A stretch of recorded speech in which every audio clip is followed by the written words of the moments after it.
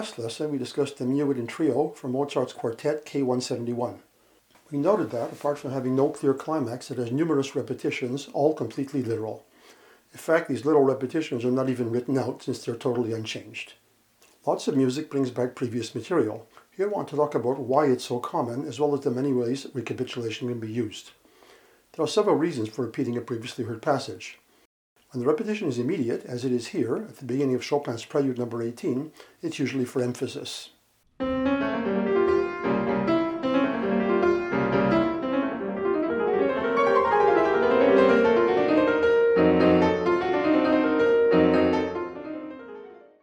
The first phrase is repeated before the music opens up into a wide-ranging wave figure.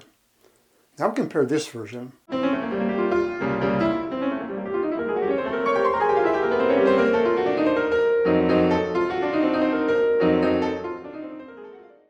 Without the repetition, it's less convincing. Repetition serves to make the following contrast more emphatic. Repetition can also be used to create an echo effect, as in this example.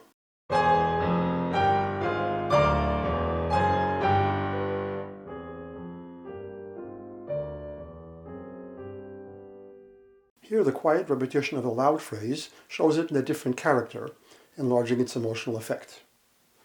Now another example. Mozart's A Major Piano Sonata, K31, first movement.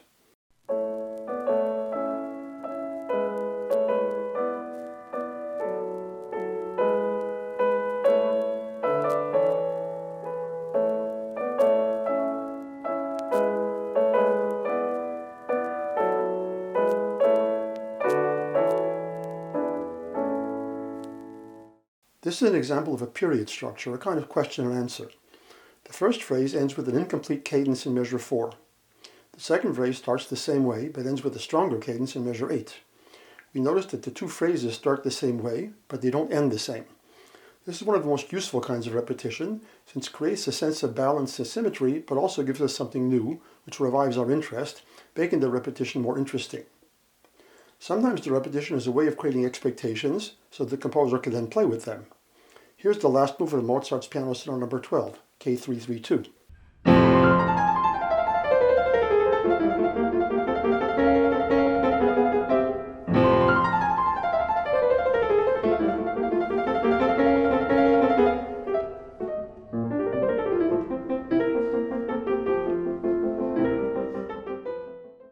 This is also a period structure, like the previous example. The first phrase here ends on a half cadence in measure 6. When it's repeated in measure 12, Mozart introduces some pauses on dissonant harmony. These pauses create uncertainty for the listener. When the full cadence does arrive in measure 14, the sense of resolution is stronger. The repetition has taken us somewhere new and unexpected, and the whole is much richer as a result. These examples are all immediate repetitions where the listener notices right away that they are hearing the same material again. But recapitulation often happens on a larger scale after intervening material. Here's a simple example from Schumann's Kinderszenen von fremden Ländern und Menschen.